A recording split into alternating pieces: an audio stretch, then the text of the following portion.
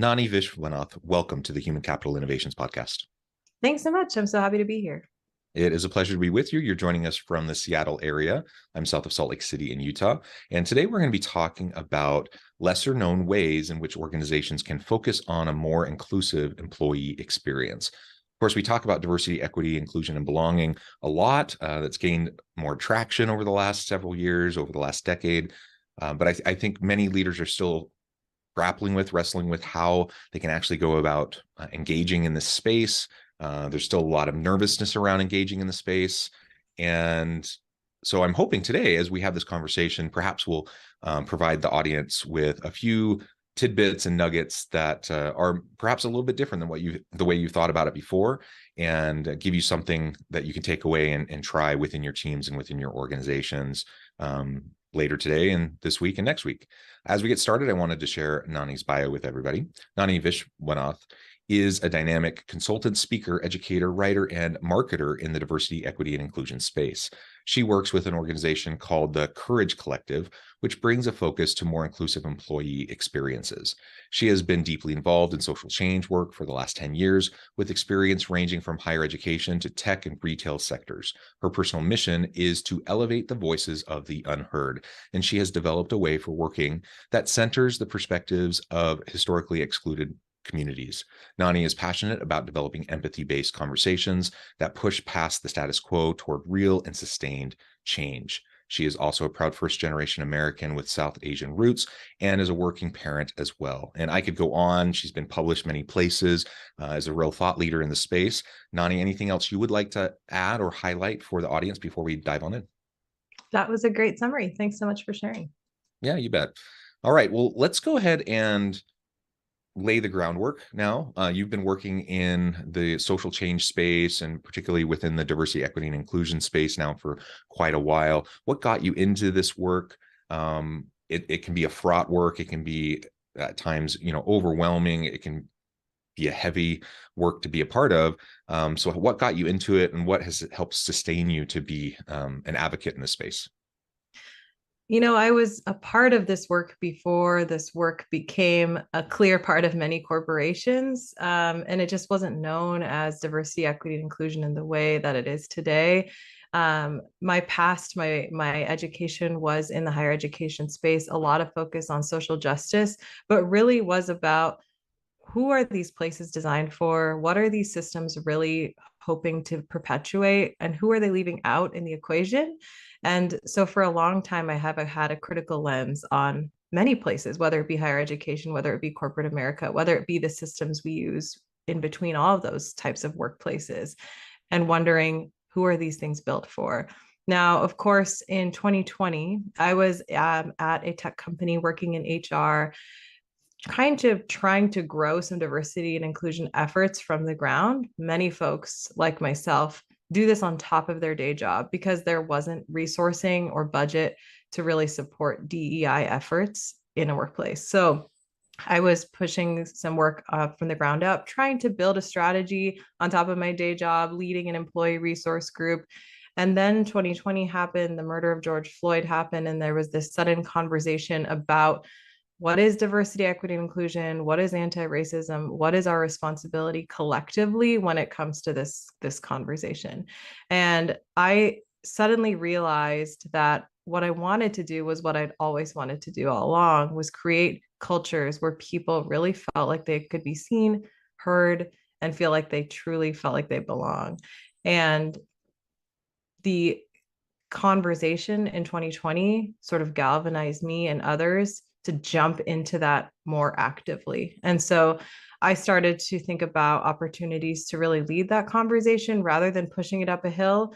Where were ways that we could actually create cultures of belonging, where diversity and inclusion was prioritized from the jump? And so I had the pleasure of joining my colleagues at the Courage Collective, where we truly believe in the power of empathy and the power of inclusion, and work with companies ranging from small startups to large Fortune 500 organizations to bring that to the center of their work as well. And it started with a few clients. It's grown quite a bit since then. And then you asked what keeps me in it. It's just that overarching commitment to helping people feel seen and heard. You mentioned my personal mission statement is about elevating the voices of the unheard. That's it for me. And having been one of the only in many workplaces that I'm in and many situations that I'm in, I know what it's like to not be heard. And so there's a personal commitment as well. Yeah, thank you for that background and additional explanation. And yeah, 2020 was a big hot mess, wasn't it? In addition to all the COVID stuff and all the political divide that was related to it, but you had all of the social unrest. You had George Floyd and all the conversations around that. And I am, on the one hand, I'm very pleased to see that the conversations have been pushed into more organizations because of these types of incidents. But we're still a long way off from actually making a meaningful impact in these organizations to truly create an inclusive culture, a culture of belonging. And the Courage Collective, I just find that name intriguing because I do think this space, to navigate in this space willfully, takes quite a bit of courage. Maybe talk just for a minute a little bit more about that and what kind of courage you feel it takes for, people like me, a straight cisgender white dude, versus other marginalized populations, people of color, LGBT, whatever the category, why is courage an important component to this? Yeah, I see courage as integral from all the levels, from a personal level, from an institutional level, from a societal level. What we are doing right now is hoping to turn over centuries of oppression and systems that were built with only a few people in mind for success. And so it takes courage to tackle that. It takes courage even to confront that. And so, from a personal level, for folks to think, how did I get where I am? And why is that? And is that potentially to do with my identities or the fact that how an American workplace is built is for me to thrive potentially and for others to find themselves on the margins? And so it takes courage to, one, recognize that in yourself, to build awareness about your context and your surroundings, and then what you're going to change. And I think one of the things we really saw in 2020 was a lot of companies approach the conversation from a place of fear and from a reactive standpoint. It was not necessarily, okay, we're in this for the long haul, and we're probably not going to see change or any impact to our bottom line or even our numbers in the next year, 5 years, maybe even 10 years.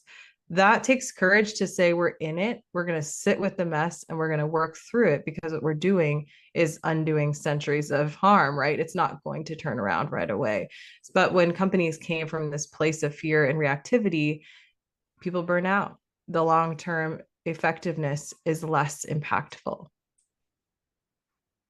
Yeah, and that really is a big piece of this. You were talking about your own experience in the past, where you're doing your normal day job, and then because you're a woman of color, you're kind of expected to then be the one that everyone turns to, or to be the advocate, or to be the one pushing initiatives, or to really spin up these types of strategies and approaches within organizations without funding, without extra support.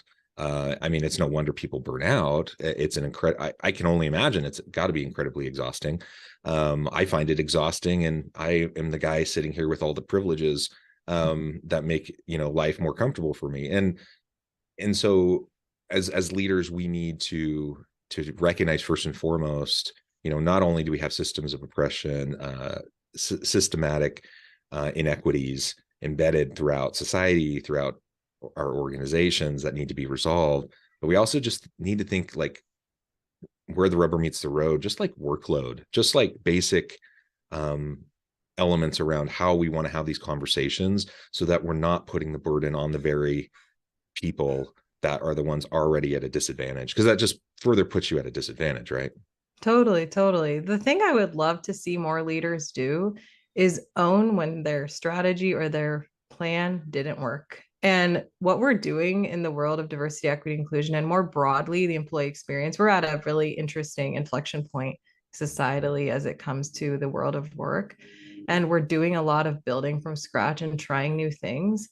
And just at the base of innovation, there will be failure. And I would love for more leaders to take the courageous attempt of saying, we tried this, it didn't work. Or we had our employee resource groups lead our DEI efforts because we thought they cared so much. But what happened was then all of the efforts went on those most marginalized and they burned out. So we are re-evaluating our process, or this was our initial goal when it came to DEI, but it's not actually what we want to do. So we're going to pivot. Let's talk about that more. I think there could be so much learning in that human piece that we often miss. Yeah, and I guess we've already started to touch on it, but what do you see as some of the biggest pitfalls that organizations, well-intentioned leaders, well-intentioned organizations end up stepping in, these potholes along the way? What are some of the biggest ones? And then how do we go about addressing them, acknowledging them, and rectifying them, especially when, traditional notions of leadership is don't show weakness, don't, apologize, blah, blah, blah. Like, if that's our culture and our mentality, it makes it even harder to pivot and to recognize when things didn't go well, or to at least acknowledge it to be able to move in a different direction. So again, what are some of the biggest pitfalls that you've seen, and how can we really encourage leaders to own it and to use it as a learning opportunity to grow into this space? Yeah, absolutely. I think just fundamentally, leaders will have to lean into that vulnerability. I saw a recent study that 40% of Gen Z, employees are looking for accountability and transparency when it comes to leadership. They're looking for leaders to own when they messed up. And I think that will just become more of the ask in the common workplace. And so it's an exciting time, but it's a scary time because, to your point, for a long time, that was seen as failure, right? For leaders to show that vulnerability. In terms of common pitfalls when it comes to diversity and inclusion, a few that come to mind. One, I think when leaders haven't actually taken the time and space to make a personal connection to the why. We often just say, yes, X company, we care about diversity and inclusion. It's imperative to our culture, some sort of statement. But there hasn't been that time and space to actually think about it. Why? Why is that important to your organization? Why is it important to you as a leader? When that can be built, and it can be a number of different reasons, it will be much more authentic. And it might sound so simple, but so many people miss that step. And that trickles down to the frontline employee who feels like their company doesn't care about diversity and inclusion because they feel that inauthenticity. They feel that lack of connection. So that's one piece. Another piece is. Can I just comment on that real quick? One thing that frustrates me that I hear, I on the one hand, I get it. I get when you're disrupting the status quo, those who are in positions of power and privilege feel threatened often, right? And so I've seen lots of organizations where you have, the straight white dudes who are all feeling all of a sudden like they're the ones with people coming after them. Like, no, we're just trying to, equalize opportunity and give everyone a fair shake. But so on the one hand, if the organization and leadership doesn't have a clear why and they don't articulate that well, it does two things. It does what you just described, like those people who are from those marginalized groups, they don't feel like it's authentic. They don't really, so it's not going to have the impact you're going for anyways.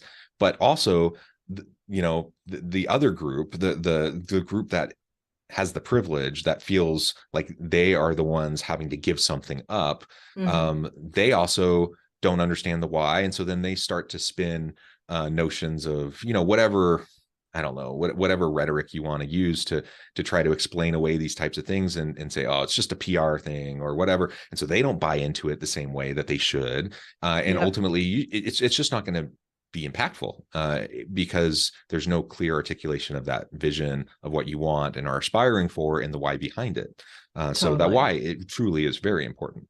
It's so important. And I think we just have a tendency societally to put things in a binary. You're either the good guy or the bad guy, or you're the one being impacted or you're not. But truthfully, when we can really look at cultures of inclusion, they benefit all of us, even those of us who are closest to power or privilege. We too have had to be conforming and changing just based on our norms and status quo in society. And so when we can get people away from this mindset of, I have to give things up, or this will negatively impact me, to instead, this could collectively make our experience better, that can lessen some of that shame, defensiveness, and guilt and move towards progress. Yeah, it's the difference between a fixed mindset versus a growth mindset. A zero-sum game, fixed pie versus let's expand the pie. Let's create more opportunity for everybody. And that's a hard thing for some people to wrap their heads around. But yeah, if we can get there, it can make all the difference. Yeah, totally. Absolutely. You Sorry, asked and I about a interrupted couple. you. Other pitfalls, yeah. Yeah, a couple that come to mind. One big one is that diversity inclusion often is siloed into HR. At a lot of organizations that do have DEI, it's still not entirely common. Maybe there's be one person, or it will be, like I said earlier, of a set of volunteer roles. It gets put into HR and then kind of siloed into two main tracks, one being around recruitment, and it often becomes really tethered to a quota or some sort of percentage that they're looking at for people of color or other marginalized identities. We can already see the pitfalls that will happen there when that becomes the focus. And the other track that often gets elevated is around maybe a one-off education, like a unconscious bias training or a DEI 101 that they'll put people through. There's plenty of evidence to show that that doesn't work, right? It's not going to Yeah. change. It's not going to change cultures. Where we see cultures actually change and evolve is when diversity and inclusion is integrated throughout the business. So we're not just talking about HR, we're talking about your product design and development. We're talking about your marketing strategy. We're talking about your supplier and how you get your suppliers. We're talking about even your finance goals and how you Yeah. set out your strategy. All of that has elements of who gets to thrive, who doesn't, who's this for, who's this not for. And when companies can really embrace that, then you can see a change. But it's so common for folks to not see it as an enterprise-wide focus, but just one silo into HR. Yeah, and just as an example of that, I've actually shared this example on previous episodes of the podcast, but it's suited to bring up now again. I've seen organizations when they're trying to pull DEI stuff into the recruiting process and the hiring process. There's lots of good things you can do there and that you should do there for sure. But if you're kind of giving a surface level approach to all of this, what ends up happening is oftentimes you end up disproportionately putting the burden back on individuals from those marginalized groups. Yes. So I'm thinking one particular organization where they had a huge gender imbalance and inequities throughout the organization. And so they made this blanket requirements that all hiring committees now would have to be chaired by a woman, that women had to make up, if at least half, if not more than half of the hiring committee. Now, on the surface, that sounds great, especially when you've had women without a voice over a long period of time. But remember, this particular organization is disproportionately male already. Right. So that means you have a very small number of women who now have to basically lead out on every single search. Yeah, absolutely. And the tremendous amount of workload that goes along with that. So the intention was good. The intention was give women a voice, allow them to be involved in the process, and hopefully that will lead to more female hires. Of course, the negative outcome of all of that was you're burning people out because you're just churning through people, a limited number of people who have to do all the heavy lifting, which also then disproportionately negatively impacts them for things like promotions and other advancement opportunities, because they're overburdened doing all this stuff instead of working on other projects and doing other things that might be able to further their career. So we just got to be super careful about that. But when you start to get beyond some of those just very specific tactics and you get into more of a holistic systemic strategy around embedding it into all areas like you were talking about, then you can start to recognize those perhaps the unintended consequences that might come from certain policy decisions that you're making, right? Yes, absolutely. It's hard, but you have to take an ecosystem approach. With the example you just gave, sure, maybe we have more representation on the hiring panel, but who's the actual decision maker? What's the criteria when it comes to selecting a candidate? My guess is all of that is rooted in bias as well. And so if we don't look at the entire ecosystem and we just look at parts, we'll continue to see that bias and discrimination perpetuate. Yeah, absolutely. Well, let's now spend the rest of our time and talk about some of these lesser known ways. You've already talked about systemic and holistic types of approaches generally, but let's dig in. What are some lesser known ways that organizations can really start to focus in on more inclusive employee experience? Yeah, at the Courage Collective, we take a look with organizations kind of throughout the employee life cycle. So starting at before they're hired, when they get hired, throughout their entire experience, and then as they depart, what are those moments where people can feel like they belong? And what are those moments where they may feel like this isn't the place for me? A really simple quote that we come back to often is from Dr. Crystal Jones. She actually tweeted it, and I use it all the time. She says there's a big difference between the idea all are welcome here and this was created with you in mind.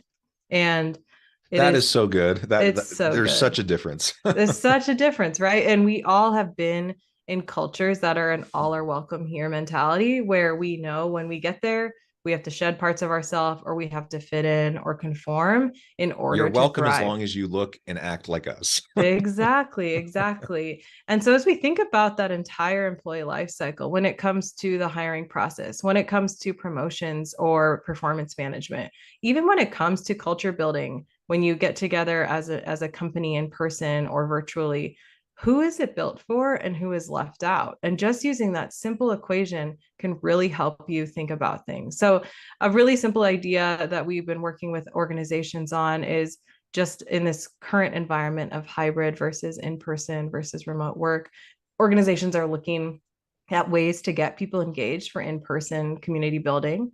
And it's so interesting how organizations kind of go with a playbook. They're like, why wouldn't people want to all come together for happy hour where we sing karaoke, drink, and XX, this kind of standard playbook of what it looks like to have fun. And then when we ask the questions of who's that really built for, right? The working parents who have to go after school to go get their kids from school, the folks who don't drink for whatever reason that might be, faith tradition, their own experience, their own backgrounds, right? Who are we leaving out? The people who are neurodivergent and that kind of social experience can feel so overwhelming. That is not maybe what culture building looks like, but when we start to ask those questions about who is this built for, we can really make something more unique and more appealing for more people. So that's just one example. When it comes to the hiring portion, we talked often with organizations about their interview processes and even things like the job descriptions and some of those code words that we have just taken as like social jargon, like we're looking for rock stars or go-getters. And what does that actually mean? Do people see themselves as that? We know based on research and that women will be very less likely to apply for jobs that they aren't 100% qualified for, right? Or they haven't had the experience, whereas men may go for things that they think they have the potential for. So all of that is baked into the experience, but unless you sit and pull it apart and really think about how this could impact people, then it'll just keep going. And so I find a lot of joy and excitement in thinking about that with our clients, looking at processes and actually seeing them light up and say, you know what, I've always hated this. For example, I've always hated the term professional. We always say like, you need to be professional. What does that mean? Let's ask some questions about that. It's, it's spoiler alert, filled with bias. And a lot of people have felt like they've had to change themselves in order to be quote unquote professional. So it's liberating for everybody when we get to interrogate these things and pull them apart. Absolutely. We need to challenge the assumptions that have made up the systems of how society and organizations work. And I think that's one of the benefits of the pandemic is that it really gave us an opportunity in many ways to challenge, what we just took for granted, what many took for granted as this is just the way it is. This is the best way to do it. And then all of a sudden we realized, well, wait a minute, it probably actually isn't the best way to do it. And again, I'm a straight cisgender white dude, so I know I have lots of layers of privilege. But even with those privileges, I've had experiences where I've seen, like you said, creating a culture of inclusivity and belonging benefits everybody. Mm-hmm. I've had experiences where I felt excluded. I'm a family man. I have 6 children. Mm-hmm. I've been explicitly told, I've been passed over for promotions because I'm too much of a family man, mm-hmm. Or whatever, or they're, like you said, happy hour or whatever. I don't drink. I have a family. I'm going to go to work. I'm going to do my best at work. I'm going to hit it hard. I'm going to do great stuff. I'm going to collaborate with people. But guess what? I'm not going to spend all night going out to a bar and hanging out with people because I have a wife and kids and I want to spend time with them. And that doesn't Totally. make me a bad employee, right? And so just disrupting those simple little things can make a huge difference for everybody. And that's what, Absolutely. we empower everybody. We give everybody an opportunity to really thrive. And who doesn't want to be a part of an organization that's truly a belonging organization? Where, like you Yeah. said, you're not just welcome. You don't just say all are welcome here, but no, truly everyone is needed, wanted, given an opportunity to contribute in meaningful ways each and every day. They're truly valued. That's where we all want to be. Yes. And unfortunately, that's lacking in probably most organizations to some extent. And so we all have a lot of work to do here. I think having aspirational goals is great, but we have to get past the aspirational goals. We have to get past the dialogue. We have to move into action, systemic, holistic approaches, the policies, practices, procedures, the culture. That's all embedded within the system that creates this type of environment, perpetuates either a toxic, negative environment, or can create the more positive one that we're trying to go for. So true. It's absolutely true. Well, Nani, this has just been a really great conversation. I note the time I need to let you go, but before we wrap things up for today, I wanted to give you a chance to share with the audience how they can connect with you, find out more about your work, your team, and then give us the final word on the topic for today. Yeah, absolutely. You can find me on LinkedIn, Nani Vishwanath. That's the place where I'm often telling my stories or sharing my thoughts about American workplaces and what we could do better. You can follow the Courage Collective on LinkedIn, on our website, thecouragecollective.co. And we also have a social media presence on Instagram. You can sign up for our newsletter there. A final word about the topic. I think a lot of times when people hear diversity, equity, and inclusion, subconsciously it puts up walls, defensiveness, Yeah. and people get kind of prepped for this really heady academic conversation where they feel like they need to prove something. But what if we pivoted this to something more human, to something where actually we felt invited to a conversation to Mm. change things collectively, not to prove anything, just to make things better for all of us? So I invite people to think about what your own personal reaction is to the topic and try to think about one that's more human centered.